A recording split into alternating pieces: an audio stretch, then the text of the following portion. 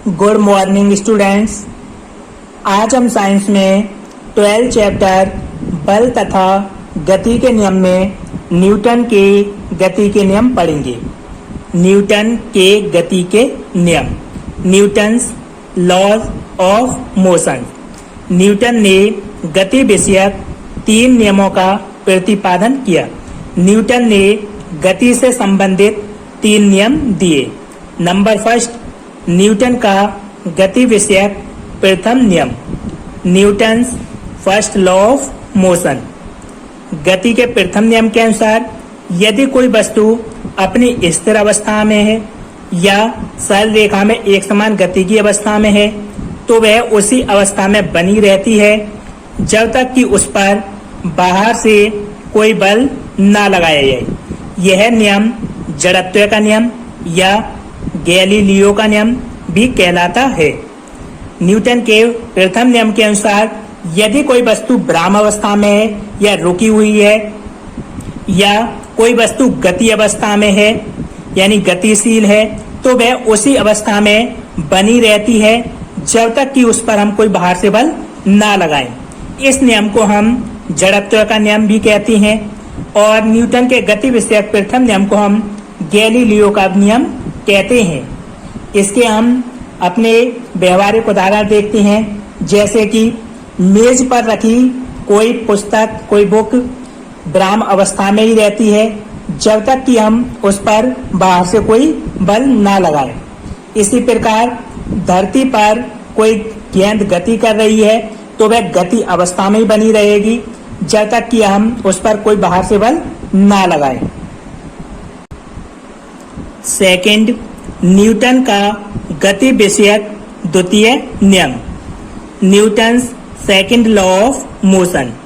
इस नियम के अनुसार किसी वस्तु के संवेग परिवर्तन की दर उस पर लगने वाले असंतुलित बल के अनुक्रमानुपाती होती है।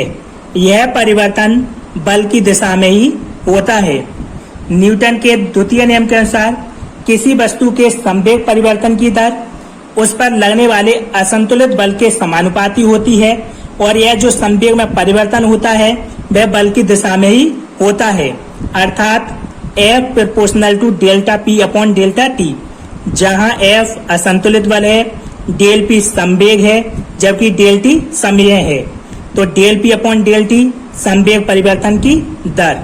तो जो किसी वस्तु का संवेग परिवर्तन की दर है वह उसके असंतुलित बल के समानुपाती होता है। जहां डेल P संवेग में परिवर्तन की दर है जबकि डेल T परिवर्तन में लगा समय है और F असंतुलित बल है। थर्ड, न्यूटन का गति विषयक तृतीय नियम, Newton's third law of motion.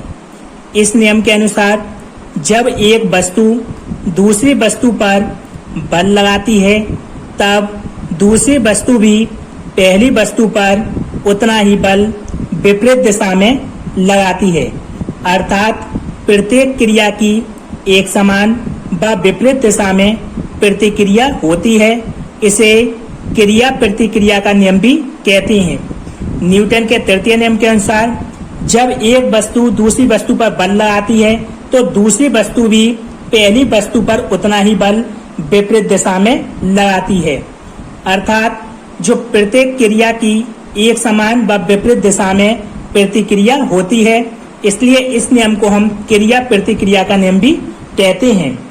माना कि A और B दो पिंड एक दूसरे पर बल आरोपित करती हैं, तब इस नियम के अनुसार A पिंड द्वारा B पिंड पर आरोपित बल बराबर होगा B पिंड द्वारा A पिंड पर विपरीत दिशा में बल। यानी कि जितना बल A B पर लगाएगा तो B भी उतना ही बल A पर विपरीत दिशा में लगाएगा, अर्थात F AB बराबर माइनस F BA। जितना बल A B पर आरोपित करता है उतना ही बल B A पर विपरीत दिशा में बल आरोपित करेगा।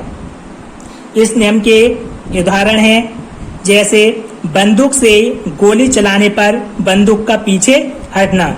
जब हम किसी बंदूक से गोली चलाते हैं तो उसमें भरी बारूद गैस में बदल जाती है।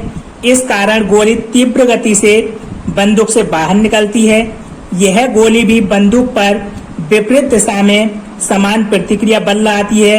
इसी कारण बंदूक पीछे की ओर हटती है। इस नियम का उदाहरण हम तैराकी में करते हैं। जब हम पानी में तैरते हैं तो हम अपने हाथों और पैरों द्वारा पानी को पीछे धकेलते हैं, तो पानी भी हमारे ऊपर उतना ही बल विपरीत दिशा में आरोपित करता है, यानी कि जो पानी है वो हमें आगे बढ़ने में मदद करता है। इस प्रकार तैराकी के नियम में भी क्रिया प्रतिक्रिया का नियम लागू होता है।